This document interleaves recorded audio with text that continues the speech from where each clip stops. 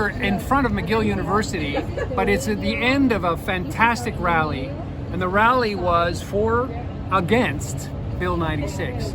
Now, it was a big crowd, a very large number of people came, and they were, along with Roger the Reality Rooster, Buck Buck Buck Wake Up, and LCP the Low Carbon Panda. These characters, SustainaClaus even, is about how do we avoid allowing politicians to introduce bills that are so dangerous. Why? Because it's a discrimination. It's a discrimination. And what we're realizing is that we have this allowance. We allow this discrimination to happen. I spoke to a number of young people here. Some of them are sovereignists. And they're saying, well, no, we have to protect the French language. I don't think anyone is disputing the protection of the French language. Nobody is disputing that. I'm born in Quebec. I'm a Quebecois, Anglo-Quebecois.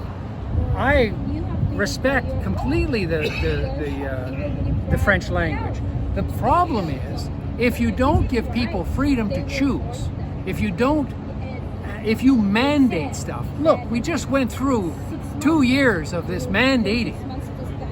What was the result of that? Did that make people happier? Did that make people getting along any more than others? No, it was worse.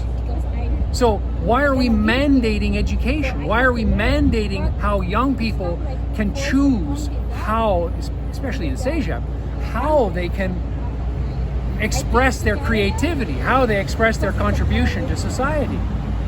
This is incredible, really, in a democracy. So what it brings to light is that we don't really live in a democracy. We want to, we're trying to, but the officials are operating on polls. They're not operating on politics. They're not operating on the reasons that they were elected. They were elected on our behalf to look at what are the most equitable, fair, reasonable ways to govern. What are the best ways to govern? And they're not doing that. They're saying, how do I stay in power? How do I stay in power till the next election cycle? So they're pandering to polling. They just go and do surveys and find out what people's, after COVID, what do people want? They want freedom, yeah. But then they can't find a job, or they don't want the jobs that are available. So that I want to communicate, and I don't want this sort of basing it down to, it's just people's chatter, it's just gossip, it's just people wanting to go out and protest and be against somebody. No, that's not it at all. That's not it at all. There is a very deep groundswell in the world, actually. I've just come from 2 years in North Africa, Switzerland, Germany, England, of seeing the breakdown of our Western democratic systems. Now we have these wars. Who are running these wars? Is it really between Russia and Ukraine? No. It's between the West and Russia. It's between NATO, which is our proxy, and Russia. Ukraine, unfortunately, anyway, I won't get into the politics of it, but it's really quite complex. The thing is, it's not what you think it is. It's a banker's war. They're looking to empty stockpiles of weapons that the Americans have had for years and dump them on Ukraine and hopefully kill a few Russians. This is basically the idea. The sovereignty of Ukraine, it would be sovereign if NATO wasn't pushing. So I'm getting a little off track, it sounds like, but actually not. Actually not. What are they doing? They're threatening thermonuclear war. Who's threatening thermonuclear war? Putin? No. He says it because it's a reality. They had a Cold War for so many years. What was that about? The threat of thermonuclear war between who? The United States and Russia. So who's threatening? NATO is threatening. NATO is pushing the boundaries. NATO is going against their agreement, which was, I don't know, at the end of the Second World War, they agreed they will not go further than Germany. They agreed. Did they hold their agreement? No. Now, is that your fault? No, it's not your fault. Is it my fault? No, it's not my fault. But we live in these countries which, well, Canada just sent a whole bunch of stuff. I don't even know what they sent, but they did. They sent a whole bunch of military hardware and I think some personnel to Ukraine. You know what that does? That involves us in a war. That means we're involved in the war against the Russians. Who are our neighbors? Who are our neighbors? We have two neighbors. Who are they? U.S. The U.S. and? Who's our northern neighbor? Russia. Russia. Did you think about that? Did you realize that?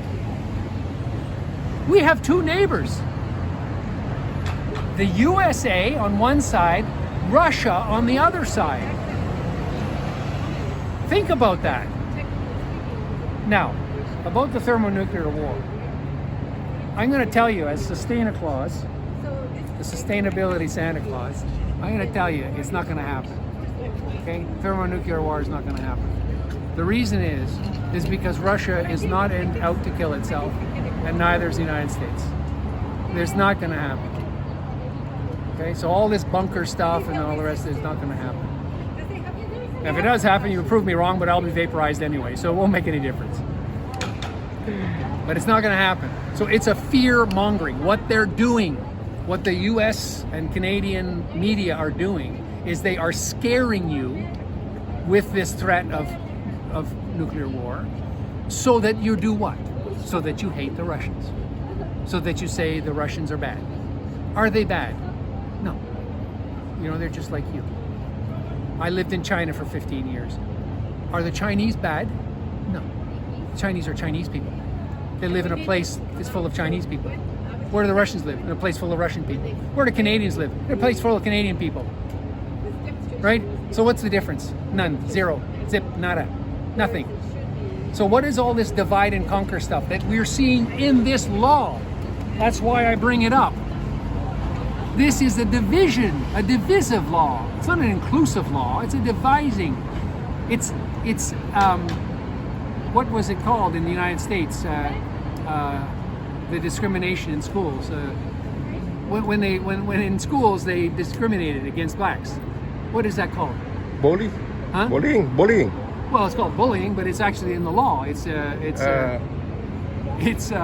forgot the. Yeah, but anyway, Martin Luther King and all these people, and Rosa Banks, they're all Rosa Parks. They're all fighting against that. They're going into school. So when it comes to education, this government, I suppose, like all other governments are governments. Period. Governments are just facades. They're just think about it. How many times have you seen a politician move from one party to another? You have. Oh, I have. This Anglade woman, she's moved from one party to another, right? And no, it's my ancestors. I had ancestors in the Quebec Parliament, and what did they do? They moved. Why? Because the government was corrupt, and they moved from I think it was liberal. Yeah, I'm pretty sure it was liberal. They moved from being liberal to the middle of the floor. They didn't go with the conservatives, they went to the middle of the floor. So that's my point. Politicians are opportunists. They want to be elected. They go into whatever place is going to give them power. Yeah, it's true. Right? And money. Yeah, it's true. Right. So, why are we fighting this? Why are we fighting this? What you have to do is you have to replace them. But you can't replace them with another political party. You have to replace them with a completely different way of democracy. And it's called direct democracy. And it's called citizens' assemblies. And that's what we talk about in ConscienceLAND. That's what this cryptic thing is about. When you say freedom, citizenship in ConscienceLAND, this is freedom. You being a following some political party, one against the other. I vote for mine, I vote against yours. You'll never, ever get what you're thinking you'll get. You'll never get it, never. However, if you talk to people and you have a relationship with people in your community, what happens is you get compromise. You get getting along. That's how it works.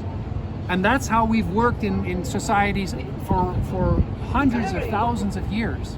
In tribal groups, they either got along with each other or they didn't get along with each other, right? And if they didn't get along with each other, they moved away, or they just didn't interact with them. If they did get along with each other, they would begin to hunt together. They begin to gather together. They maybe intermarry or interrelationships and grow. The problem came with agriculture. As soon as you had agriculture, one spot where you have, your mangoes growing, right?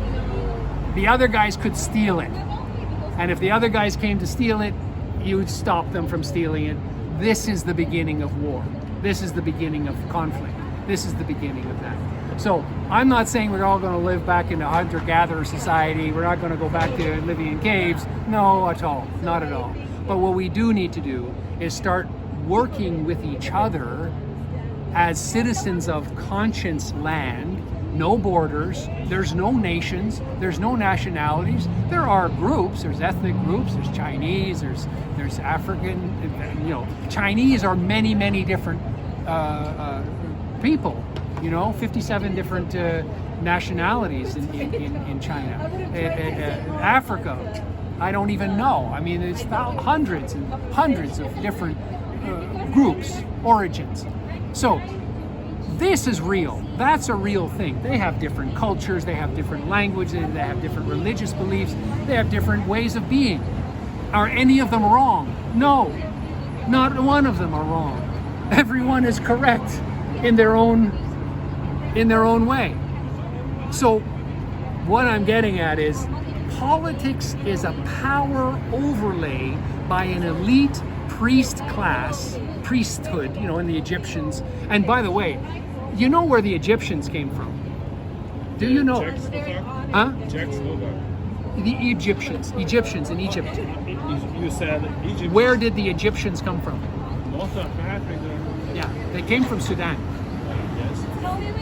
You look at the hieroglyphics and you see a lot of black faces, right? Yes. Actually, the original Egyptians were Sudanese. Well, where Chad is, Sudan, it's a very remote area. Yes. But I digress, not because I'm trying to get you off the point. I'm trying to bring you back to the point. The point is, for centuries, Western academics have said Egypt is like, sort of white Africa, and maybe they came from like the Sumerians or something, it's sort of a Western, or maybe they came from China, or, no. They came from Africa, and they were smart, and they built pyramids, and they did all kinds of cool stuff, right? But in our society, we have denied that, we have suppressed that, and look at the state of black people today, right? It's a little better, but it's not what it should be. And I think this is my point about ConscienceLAND, is that this is what we have to start to rise up, and not to against somebody. It's not rising up to hurt anybody. It's the 3 principles of ConscienceLAND. Do no harm, do not fear, and leave it better than you found it. It's pretty good principles. Anyway, thank you so much. I guess this has been a long video, and I want you to take a picture of me and the Sustainees, Roger the Reality Rooster, and